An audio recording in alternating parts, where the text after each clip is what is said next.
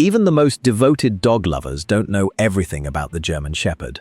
It may be the most recognized breed on the planet, and yet it is also one of the most misunderstood.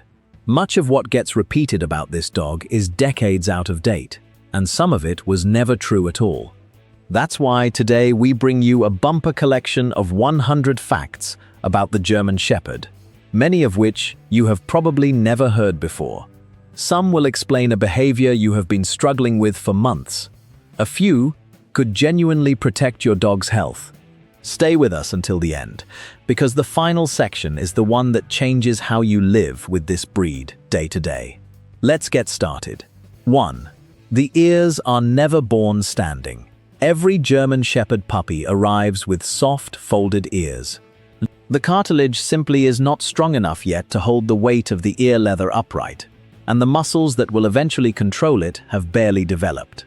If you have seen a photograph of a Shepherd litter with upright ears, the puppies were older than they looked. 2.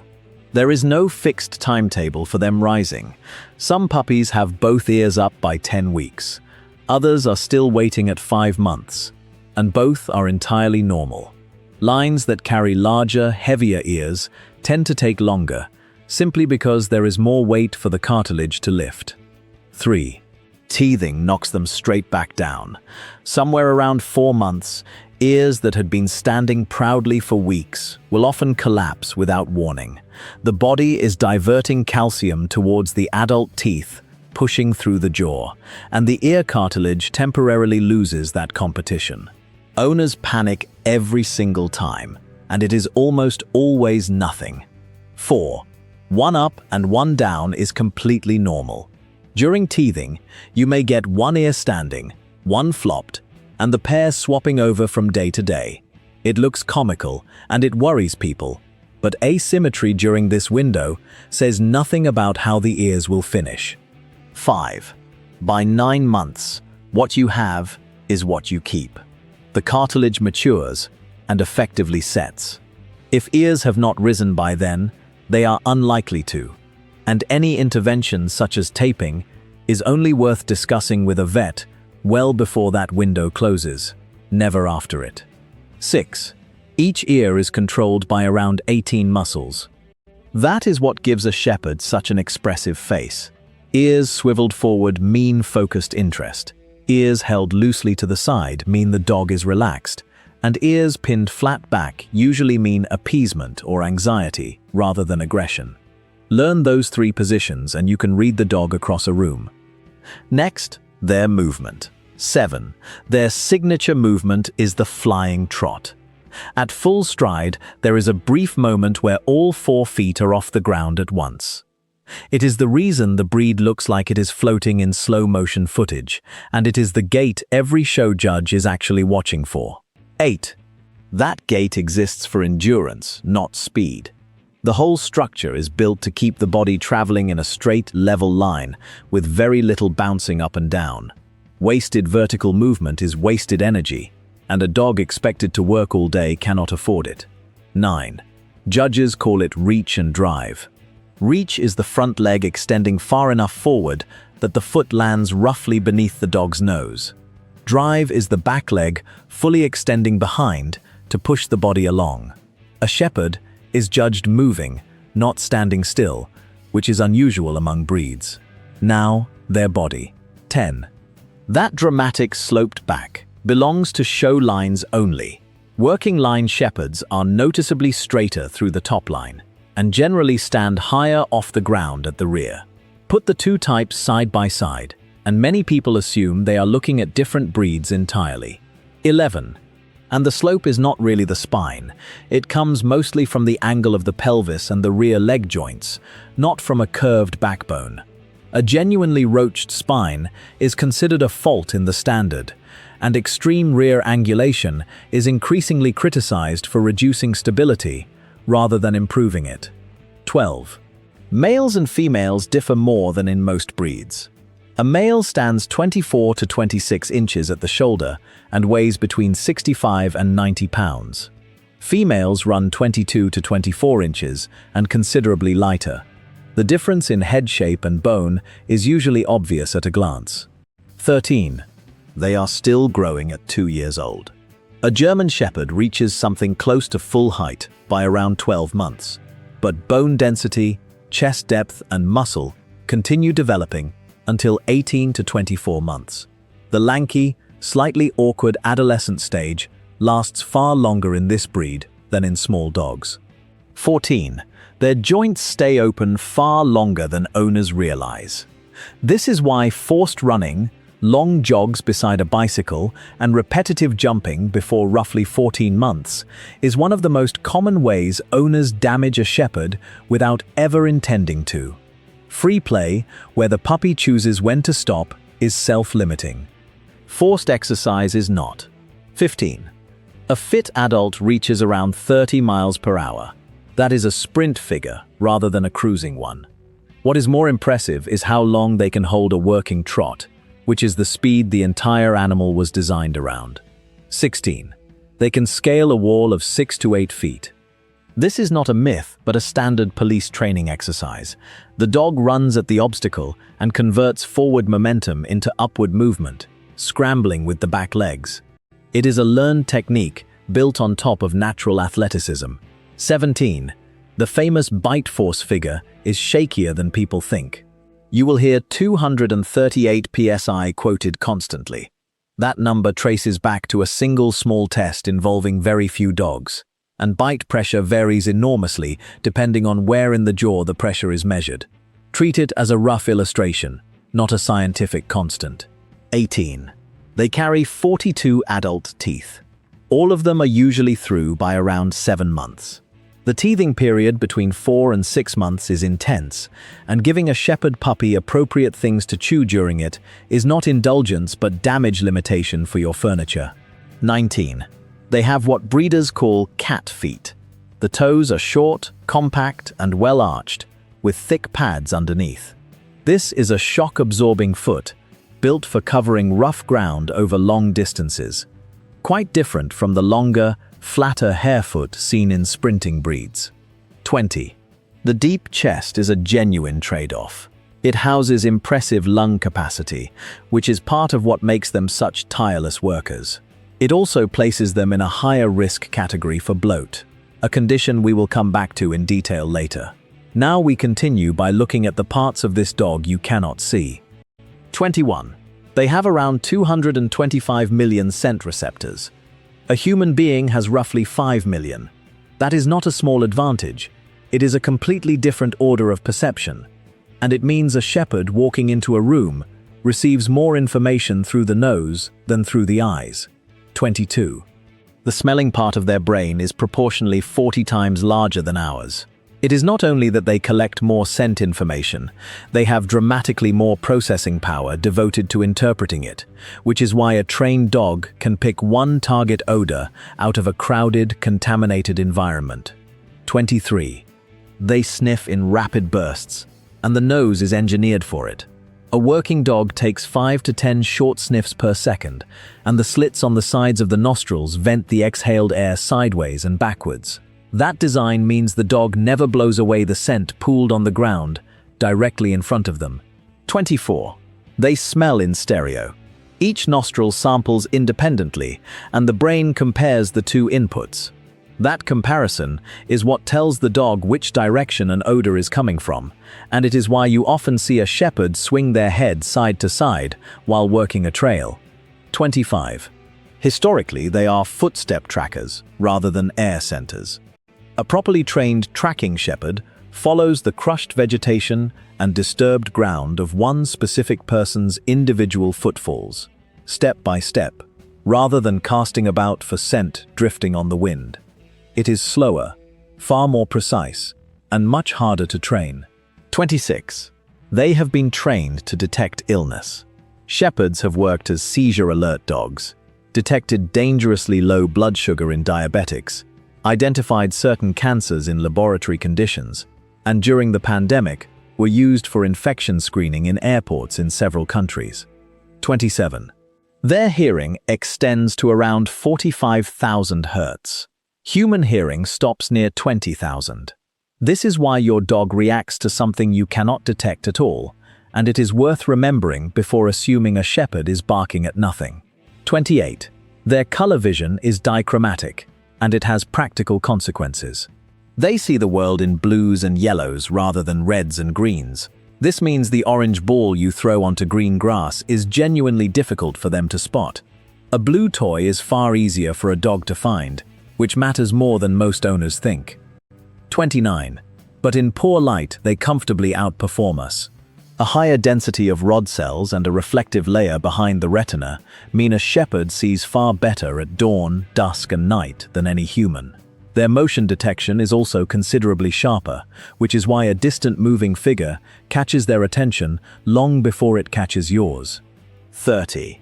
They rank third in canine working intelligence. Out of every breed formally assessed, only the Border Collie and the Poodle place higher. That ranking has been repeated so often it has become a cliché, but the underlying testing was substantial. 31. Dogs in that tier learn a new command in fewer than 5 repetitions. They also obey a known command on the first request roughly 95% of the time. In practice, this cuts both ways, because a shepherd learns the things you did not mean to teach them just as quickly. 32. A motivated shepherd can hold well over 100 distinct cues. Working dogs routinely carry vocabularies that would embarrass most pet owners, including directional commands, object names, and complex chained behaviors performed at a distance. 33. The Velcro dog reputation has a real origin. They were bred to work in constant partnership with one handler, checking in continuously rather than operating independently. That is why so many shepherds follow their person from room to room and lie down facing the door you just walked through. 34. And that same trait fuels separation anxiety. A breed selected for intense handler focus does not switch that focus off when you leave the house. Separation-related behavior is more common in shepherds than in many breeds, and it responds far better to gradual structured absence training than to simply tiring the dog out first. 35. They are an unusually vocal breed. The groaning when they lie down, the low grumbling conversation, the theatrical sigh the moment you sit on the sofa. None of that is complaint or complaint behavior. It is normal breed communication, and shepherd owners learn to hold entire conversations with it. 36. The breed standard does not ask for a friendly dog. This surprises people. It asks for a dog that is composed and reserved with strangers, willing to tolerate approach without seeking it out. A shepherd that ignores a stranger entirely is doing exactly what the standard describes. 37. But nervousness and aggression are both faults. A correct shepherd is confident enough to be uninterested in a stranger, not frightened enough to react to one. Sharpness, shyness, and reactivity are all explicitly undesirable, whatever certain corners of the internet suggest. 38. Around 85% pass formal temperament testing. That places the breed above the overall average across all breeds assessed, which sits uncomfortably alongside their reputation in the popular press. 39. They mature slowly in the head as well as the body. Many shepherds do not settle into adult temperament until 2 or even 3 years old. The adolescent phase between roughly 8 and 18 months, when a physically large dog still has the impulse control of a puppy, is when most owners struggle and when many dogs are unfairly rehomed. That's cleared up, so now we look at the coat, which causes more owner frustration than anything else. 40. It is a genuine double coat. A coarse, weather-resistant outer layer of guard hairs sits over a dense, woolly undercoat. The two layers do completely different jobs, and understanding that is the key to everything else in this section. 41. They blow the entire undercoat twice a year. On top of shedding steadily all year round, spring and autumn bring a period of 2 to 3 weeks where the undercoat comes out in sheets. Nothing has gone wrong with your dog. This is the breed working as designed. 42. Never shave one. The undercoat insulates against heat just as effectively as against cold, trapping a layer of air that keeps the skin cooler than the outside temperature. Shaving removes that insulation, exposes skin to sunburn, and can permanently damage how the coat regrows. A shaved shepherd is a hotter shepherd. 43. An undercoat rake beats a brush every time. A surface brush moves the guard hairs around and achieves very little. A rake reaches through to pull the dead undercoat out. Done properly during a shed, this is a half-hour job several times a week, not a 5-minute one. 44. The shed fur can be spun into yarn. Dog hair yarn is a genuine craft with a long history, and a shepherd's undercoat is easily long enough to work with. It is warmer than sheep wool, though it famously smells when wet. 45. The long coat is recessive. Two normal-coated parents can quietly produce a long-haired puppy if both carry the gene, which is why long coats sometimes appear in litters where the breeder was not expecting them. 46. Long coats were treated as a fault for decades, until 2010. That was the year the German Breed Club finally permitted them in breeding and showing, provided the dog carries a proper undercoat. A long coat lacking that undercoat is still considered incorrect, because it loses the weather protection the coat exists to provide. 47. Sable came first. It is the original color of the breed, and the very first registered German Shepherd was a sable dog. Each individual hair is banded with multiple colors, which is why sables change appearance as they move and as they age. 48. Sable is dominant. This means a sable puppy must have at least one sable parent, without exception. If a breeder tells you otherwise about a sable litter, something in the pedigree is not what it is claimed to be. 49. Solid black is recessive. Two black and tan parents carrying the gene can absolutely produce a black puppy. Black shepherds are perfectly correct within the standard, and are not a separate breed or a rare variety, whatever the price tag suggests. 50. Almost all puppies are born dark and lighten. A black and tan puppy is born looking nearly solid black, and the tan spreads and brightens over the following months. Final adult color is often not settled until the dog is 1 or 2 years old. 51. White is not albinism. It is a masking gene that hides whatever color pattern lies underneath. Genetically, a white German Shepherd might be a sable or a black and tan wearing a cover, and they have normal dark eyes and dark pigment on the nose and pads. 52. White was disqualified from the American show ring in 1968. The decision pushed those dogs to the margins of the breed almost overnight, and it remains one of the more contested moments in Shepherd history. 53. Those dogs became a breed of their own. Enthusiasts continued breeding them independently, and they are now internationally recognized as the White Swiss Shepherd, with their own standard and their own registry. 54.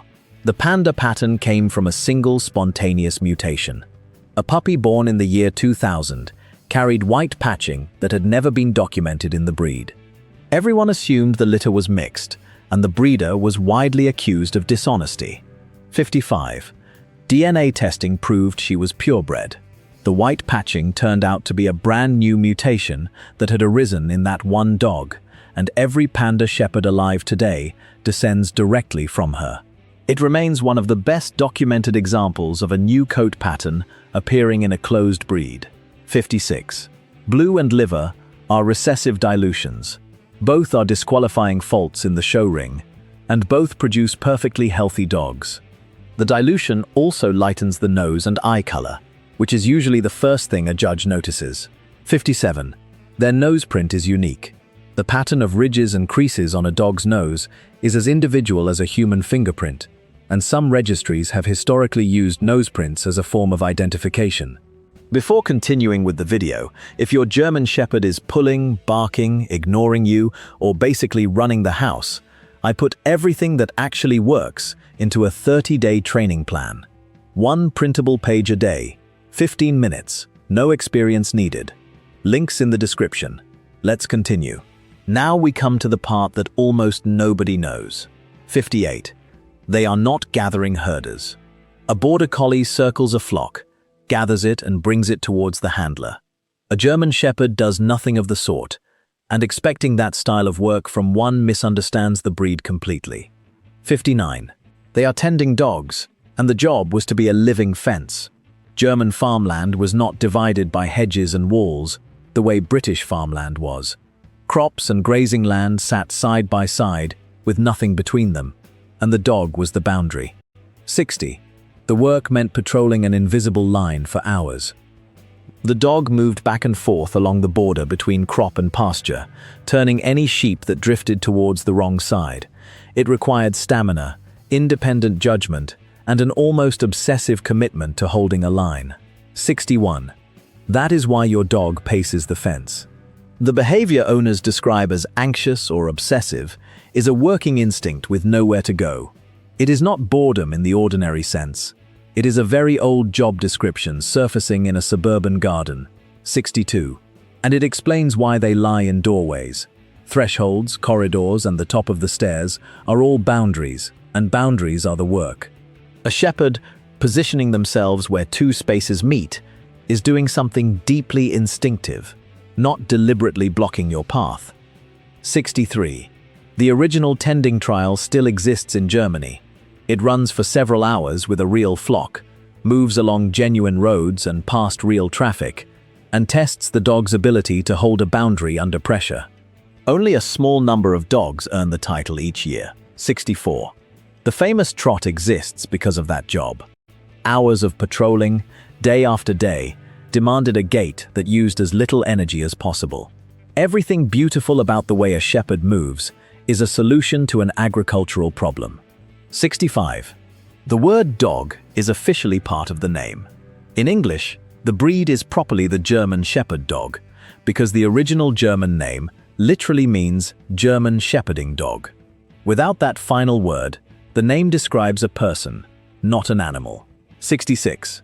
Britain renamed them Alsatians after the First World War. Anti-German feeling was strong enough to force an official change, and for a period they were even marketed as the Alsatian wolf dog, which was pure invention, aimed at making them sound more exotic. 67. The original name was not restored in Britain until 1977. That is well within living memory, and a great many British owners still say Alsatian today, without any sense that it was ever a political decision. 68. There is no wolf in them. Genetic analysis places the German Shepherd firmly within the herding group of breeds, no closer to the wolf than a corgi. The wolfish appearance is the result of deliberate selection for a particular look, not recent shared ancestry. 69. The founder's guiding principle was usefulness. He argued repeatedly that utility and intelligence must come before appearance, and warned that the moment people began breeding shepherds for the show ring rather than for work, the breed would begin to decline. 70. He was forced out of the club he created. Political pressure in the 1930s pushed him out of the organization he had founded and built, and he died shortly afterwards, having watched the breed begin to move in exactly the direction he had warned against. 71. That club is still the largest of its kind on Earth. Despite everything, the German Shepherd's National Breed Club in Germany remains the biggest single-breed dog club in the world, with tens of thousands of members and a genuine influence on how the breed is bred. Now we turn to the work that made this breed famous. 72. Tens of thousands of dogs served in the First World War.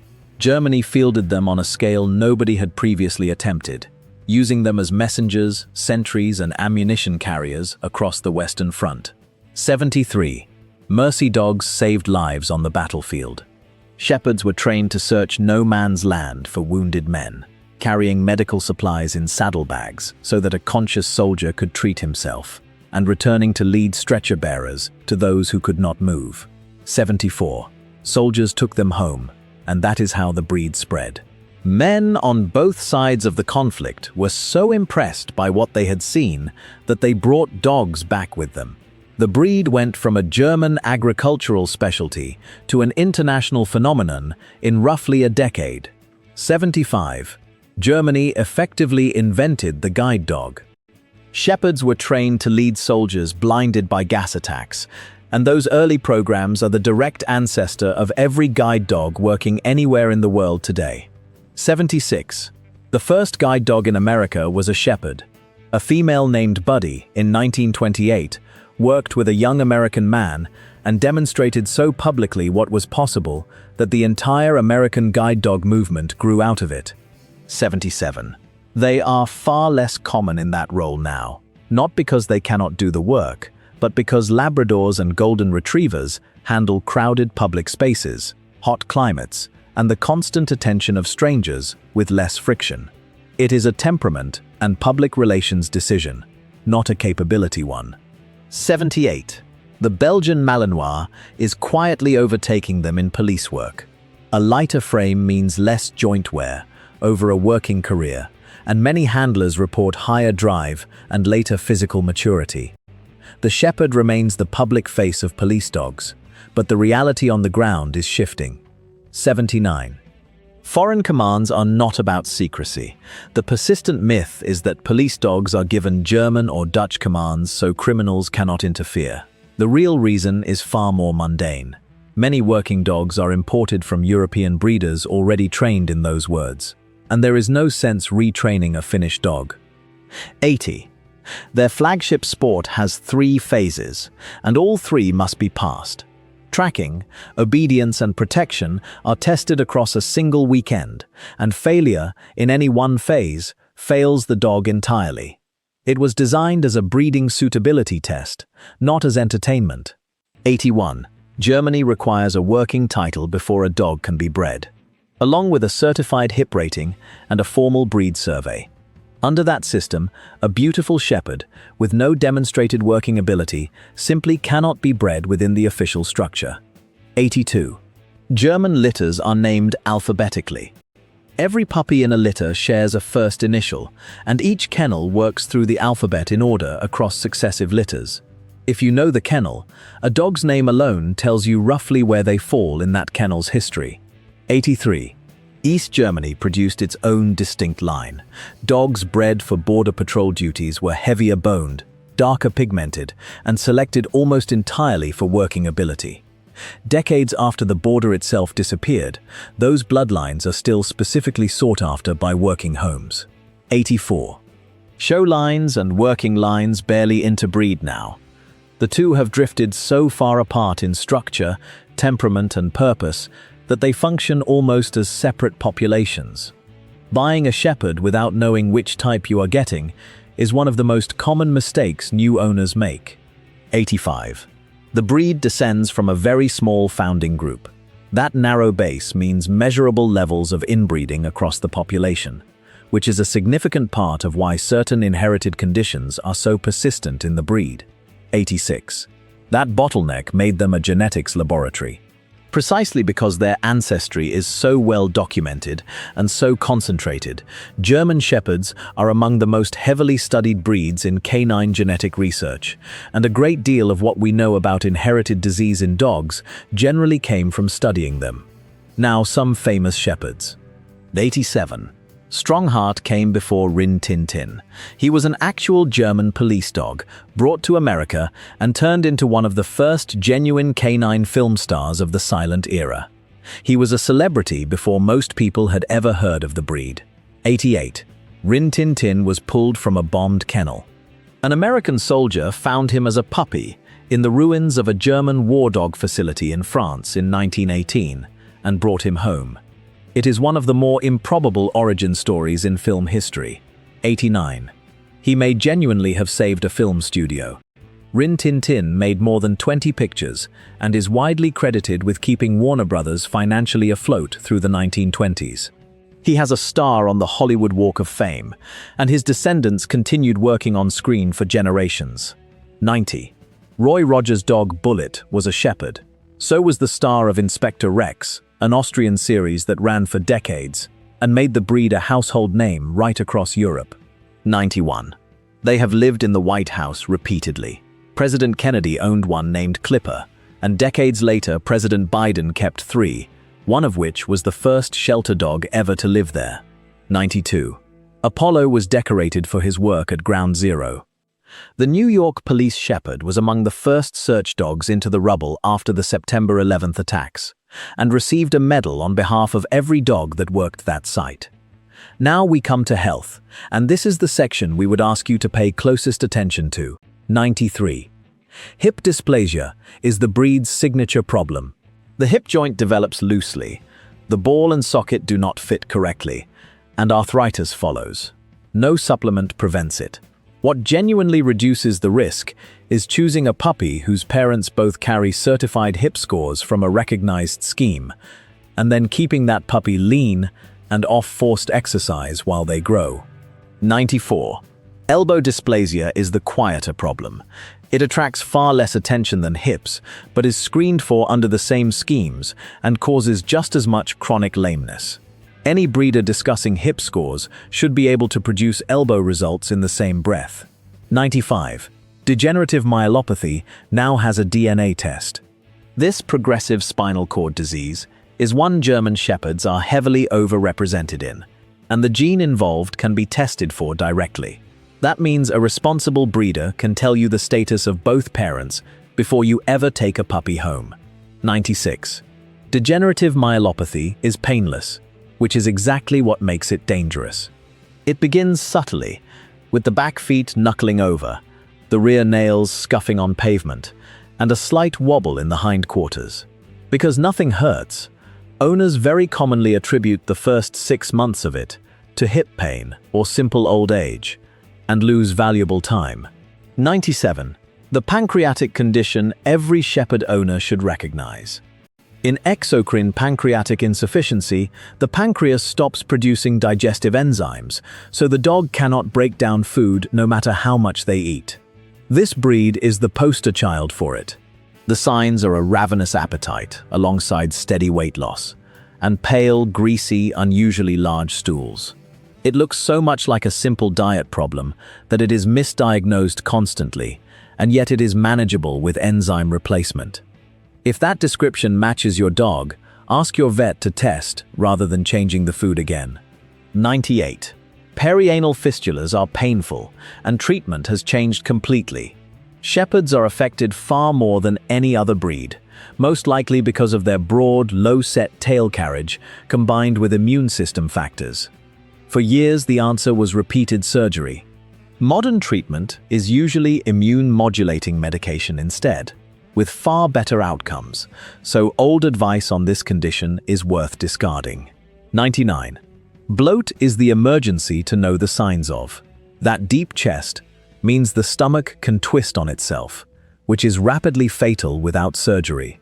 A dog retching without producing anything, with a swollen, hard abdomen and obvious distress, needs a vet immediately rather than in the morning. A preventive stomach tacking procedure during spay or neuter is worth discussing, particularly in working lines. 100. And the 2 facts we would most like you to take away. Median lifespan sits at around 10 years, and keeping a Shepherd genuinely lean, with ribs easily felt, is the single most powerful thing any owner controls. Beyond that, understand this. Running a German Shepherd to exhaustion every day builds an athlete with greater stamina. It does not build a settled dog. 10 minutes of scent work in the garden will do more for their state of mind than an hour of fetch.